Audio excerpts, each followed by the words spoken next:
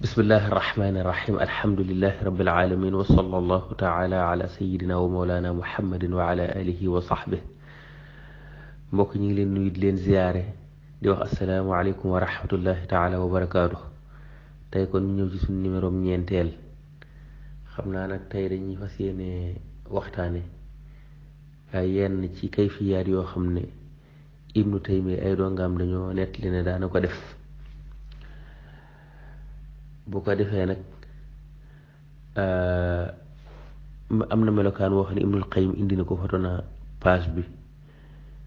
am na lu muy tudde daal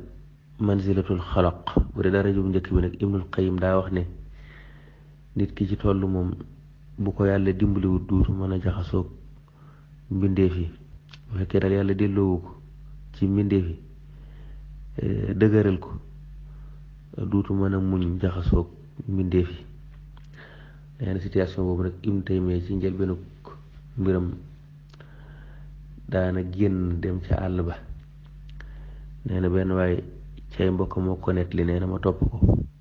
bi mu demee ba ca àll ba nag daa nokki goo xam ne mooy nokki gu feex googu ñuy wax soada apat mel ni koy apat daa di jàng bayitu waykat boobu ñuy wax mañ noonu layla mooy wa axruju min baytil buyooti laallani uxaddisu anka nafsa bisirri xaaliya. waaye li ñu ñor fii nag mooy yi nga xam ne Ibnu Taymiya da koy def jékki-jékki génn dem foo xam ne kenn nekku fa te ab taalibeem ne ab situation lay toll boo xam ne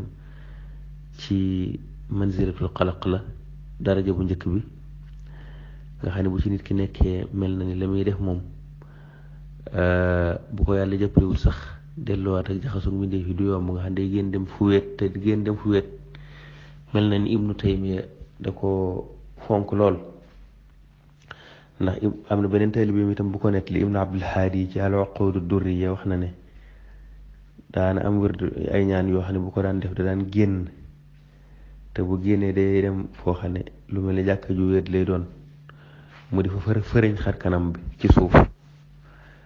beneen taalibe bi itam al-A'laamul Aliyya nettali na ne wërd yi mu daan def nga xam ne diggante suba ak jant bi yëkkatiku la ko daan def da ci daan boole di téen di xool asamaan si. léegi nag li ñuy laaj dongo Ibnu Taymiya yi mooy seen sëriñ bi wërd yi muy def di téen ak di jàng ñaan yoo xam ne day fëriñ xar kanam bi ci suuf ak di jékki-jékki di génn ñu ne daa toll ci manzilatul xalaq yooyu ana dalil yi ci alquran ak ci sunna. situation bu njëkk bi mooy sama photo page bi foofu Ibnul Qayyim moo ko nettali. wërd googu itam mooy wax photo woon naa page bi karo ci al-A'laamul Aliyya ci numéro ñetteel bi yaakaar naa defe naa numéro ñetteel bi la woon. bii nag numéro ñeenteel bi la waaye nag li ñu ñor dal mooy téen gi muy téen buy wërd ak génn gi muy génn di dem fu kenn nekkul muy fëriñ xar kanam bi ci suuf buy ñaan ak jékki-jékki dem ci àll ba ak yooyu dal ndax saxaaba yi dañoo xamutoon loolu yiw wutal noonu bu fekkee aw yiw da caane nu mu def ba réer salafu saalix bañ ak si jamono ji ñu door koo xam. xanaa lu yonente bi bàyyi moo ki saxaabam loola def ko seen ginnaaw day biddaa la nag ci dégginu wahaabiya yi. léegi Ibnu Taymiya nu mu def ba indi kayfiyaat yu bees yi muy def di fëriñ ay xarkanam ak téen ak am heure boo xam ne da ngay ñaan di téen ak foo xam ne ñaan goo xam ne boo koy def da ngay génn ba ci jàkka yoo xam ne kenn néewu fa ngay fëriñ sa xarkanam ci suuf ak toll situation boo xam ne bu la yàlla dimbaliwut doo mën a jaxasoog nit ñi nga xam ne day aaji nga dem ci àll ba comme ni ko Ibnul Qayyim di waxee. yooyu daal bëggoon nañ ci ay dalil ak leeral yoo xam ne mooy gën a leer ndax nun wax dëgg yàlla yii gisuñu ko ci benn xadis bu ko détaillé nii ko ay dongaam di ko waxee te ay dongaam yi ko gën a jege nag nga xam ne moom dañoo jamonoon te ñoom ñoo koy nettali ay Ibnul Qayyim ak Ibnu Abdul Haadi ci al-Uquud ad-Durriyya ak ci al-A'laamul Aliyya comme ni ma ko kiyee woon keroog. kon daal situation yi moom bëgg nañ ñu indi ci leeral yu gën a leer